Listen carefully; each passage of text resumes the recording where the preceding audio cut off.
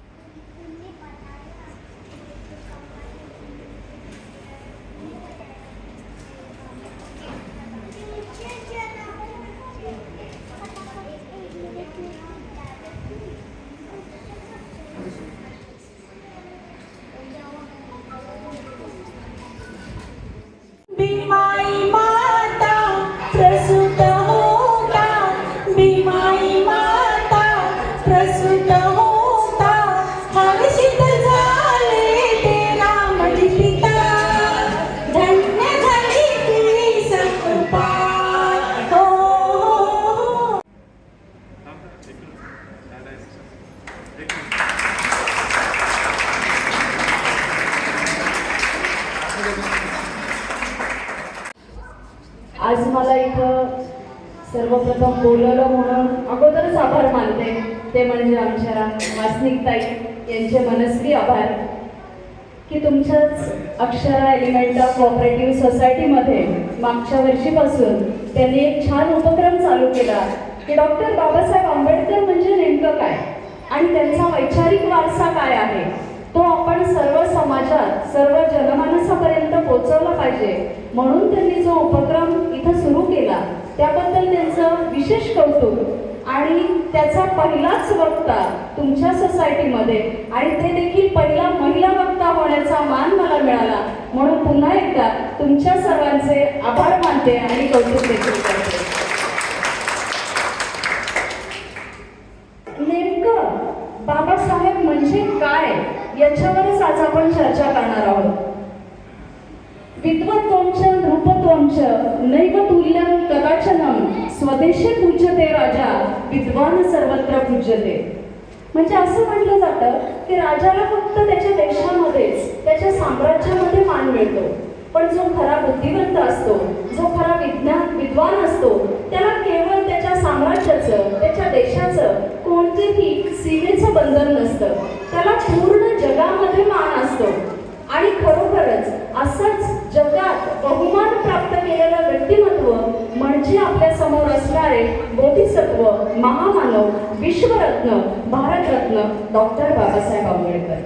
त्यांची ही आजची 33वी जयंती जी आपल्या केवळ भारतातच नव्हे तर अनेक देशांमध्ये साजरी केली जाते. ती साजरी करताना फक्त जयंती म्हणूनच साजरी केली जाते का? अजिबात नाही. काही ठिकाणी तो समता दिन म्हणून साजरा केला जातो, काही ठिकाणी ज्ञानदिवस म्हणून साजरा केला जातो, त्यालाच आपण नॉलेज डे सुद्धा म्हणतो. आणि म्हणूनच नॉलेज डे या विचारांना आपण न्याय द्यायला शिकलं पाहिजे आणि त्यासाठीच आपण वैचारिक वारसा त्यांचा सर्वांपर्यंत पोहोचावा. म्हणूनच आजचं व्याख्यान मला आपण कोणाच्या पोटी जन्माला यावं, आपण कोणाच्या कुटुंबात जन्माला यावं, आपण कोणत्या घरात जन्म घ्यावा हे आपल्या हातात नाही, पण आपण जन्माला आल्यानंतर आपण किती उंचीवर पोहोचावं हे मात्र नक्कीच आपल्या हातात आहे.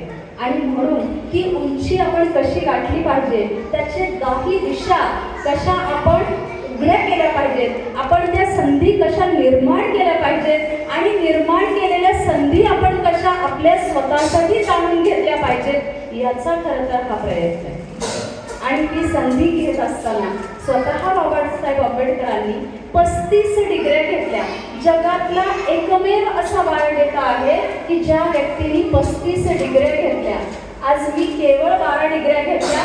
मला माहिती आहे की त्या 12 डिग्र्या घेताना आणि आयुष्याची वाटचाल करीत असताना किती त्रास होतो. आणि आपण खूप नशीबवान आहोत की आजच्या जमान्यामध्ये आपल्याला सर्व सोयी सुविधा आहेत. आज आपण एकमेकांशी हा संवाद साधतोय तो सुद्धा अगदी AC हॉलमध्ये बसून. बाबासाहेबांच्या काळात तसं नव्हतं.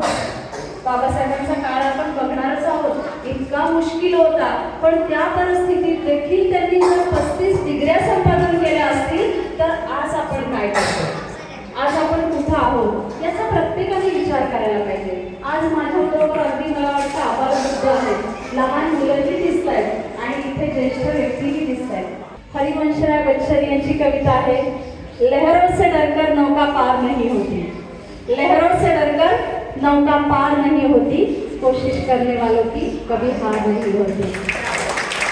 नदी चिटी जब दाना लेकर चढ़ती है, चढ़ती दीवारों पर से 100 बार फिसलती है. चढ़कर गिरना, गिरकर चढ़ना उसे न करता है. आखिर उसकी मेहनत बेकार नहीं होती, कोशिश करने वालों की कभी हार नहीं होती, कभी हार नहीं होती. असफलता एक चुनौती है, असफलता एक चुनौती है, उसे स्वीकार करो. क्या कमी रह गई है, देखो और स्वीकार करो. जब तक सफल न हो नींद चैन की त्यागो तुम, संघर्षों का मैदान छोड़ मत भागो तुम. क्योंकि कुछ किए बिना ही जय जयकार नहीं होती, कोशिश करने वालों की कभी हार नहीं होती, कभी हार नहीं होती. धन्यवाद.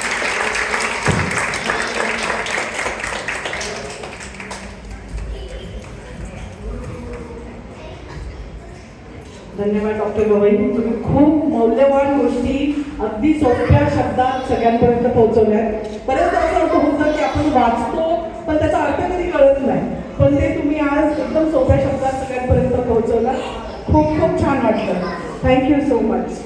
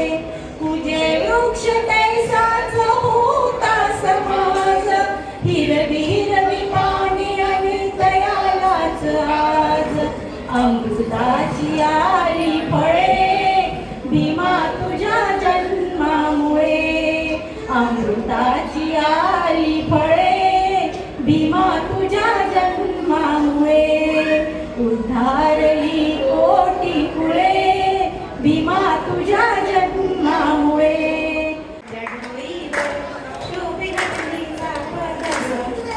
स्वातंत्र्यासाठी तुझ्या कपाळी तोडली रूढींच्या त्या जाळी लेन सौभाग्याचं 26 जानेवारी केली ती करणी विमाने ती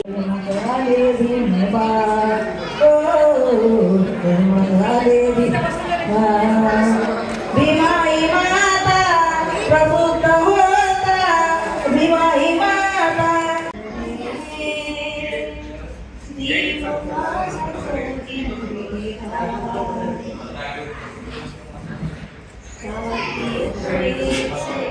इतिहास पढ़ा है हमने तो सिर्फ इतिहास पढ़ा है इतिहास को बनाने वाले भी भीमराय थे आज आपण भीमरायांमुळे अगदी लक्ष चांदण्याच्या प्रकाशात जगतो आहे नाहून निघालो आहे त्यांची अप्रतिम कामगिरी खरोखरच वाखाणण्यासारखी आहे त्यांनी घेतलेले कष्ट